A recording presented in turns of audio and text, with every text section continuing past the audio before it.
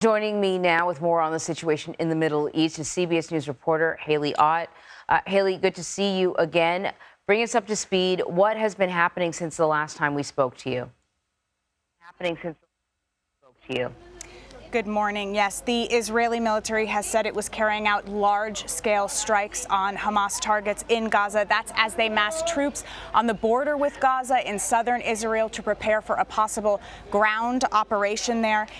Israel formed an emergency unity government yesterday, including a war cabinet with the prime minister and an opposition leader. The death tolls now stand at 1,200 Israelis or people in Israel who have been killed since the weekend's attack, and over 1,300 Palestinians in Gaza, according to the Ministry of Health there. That's including thousands of people who have been wounded as the humanitarian situation there continues to deteriorate. There is a full blockade on Gaza. Power has been shut off. Hospitals are running out of supplies and fuel for their generators.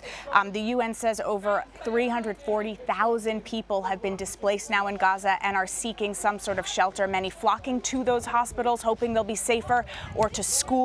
And this is coming as Egypt, meanwhile, is apparently engaging in talks to possibly open its own border with Gaza. The UN has said that that would only come with assurances that there would be no bombing of that border and that humanitarian aid would be able to pass through.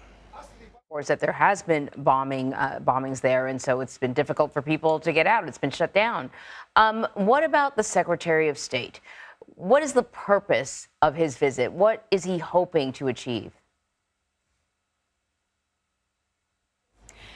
As American leaders, American officials have said from the moment that this attack occurred, the United States is doing all that it can to communicate its support for Israel, including with this visit. The president has spoken out. The Secretary of State is coming to make it clear to other countries in the region who are potentially thinking of trying to what they would say maybe capitalize on this situation to turn this into a wider regional issue, to make it clear that the United States is firmly opposed to that, stands with Israel against that, and also to try to work to do something to help negotiate or figure out what to do about the hostages who have been taken into Gaza and are being held there by Hamas. And so, Haley, you've been speaking to Palestinians as well.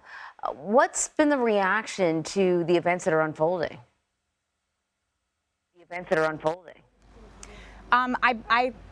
The first part of your question caught off, but I believe that you asked me about the Palestinian reaction, and that's actually where we are right now. We're in East Jerusalem, and we've been speaking to the Palestinian community here today.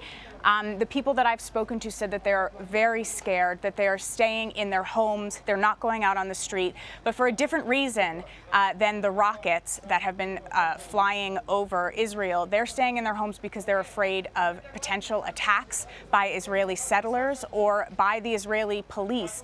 And I was speaking to one Palestinian law professor who said that he's instituting the same stuff that he was doing during COVID-19 with Zoom meetings and lockdown procedures so that everyone he works with can stay in their homes and can stay safe. So people here are feeling very fearful. And everyone I've spoken to said that they wish the attacks over the weekend had not happened.